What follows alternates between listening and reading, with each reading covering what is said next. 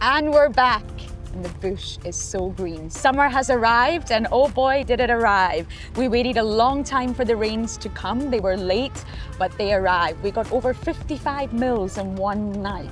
Dams are overflowing. The bush is the thickest I've seen it since probably last year, but it's absolutely beautiful. We are in full swing of summer here in the Timbavati Private Nature Reserve.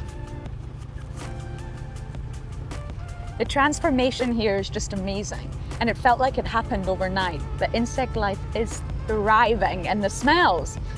A lot of people ask me what my favorite bush smell is, and it's so difficult to give an answer, but right now, I'm gonna say it definitely is that honey sweet smell of the strings of stars. But I think today it's the small things we're gonna look for.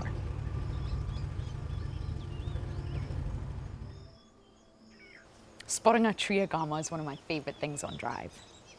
That cobalt blue head tells us that this is actually a breeding male. The females are nowhere near as colourful. Look at him, happily snacking on those ants.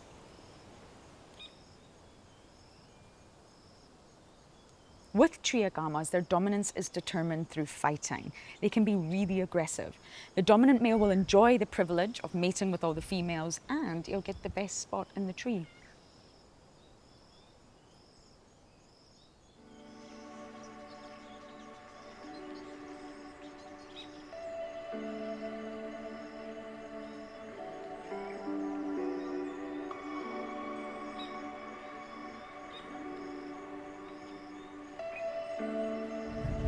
Is that Ellie's? Ellie's!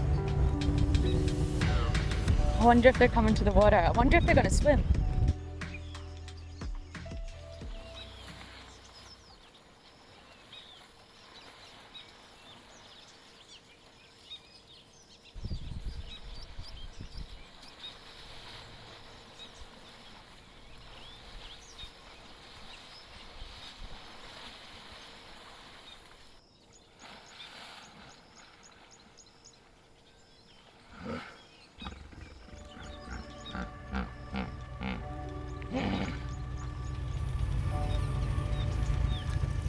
As we're driving around, I'm noticing so much fresh activity on all the termite mounds. Dobby, why don't we look inside a termite mound? Yeah, sure. Have you got the macro lens? I do. Let's do that. In a lot of ways, termites are a paradox. They're strong enough to eat a house, but their bodies are soft, delicate, and prone to drying out. But safe to say they're survivors and have existed for about 50 million years. Termites are not ants. They're not even closely related to them.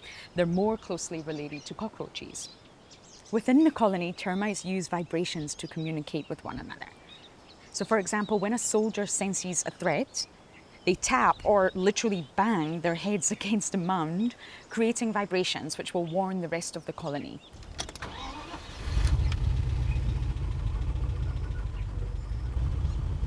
Although the sun's still high in the sky and it's very hot, we want to head back to camp because it's finally completed and we want to show you guys what it looks like before the sun sets.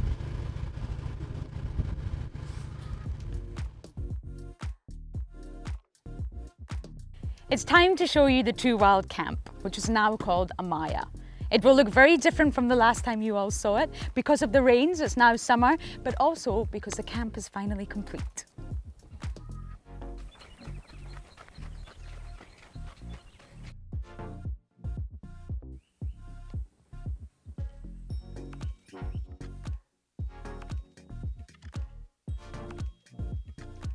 We have 8 of these tents, and this is where you'll stay when you come here for the wildlife filmmaking course for 28 days.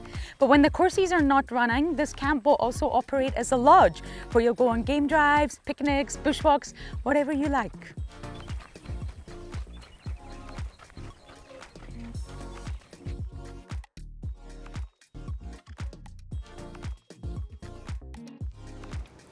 And now for Dobby's favourite room in the entire lodge. Look at all the fantastic camera equipment you get to use when you come on the film course.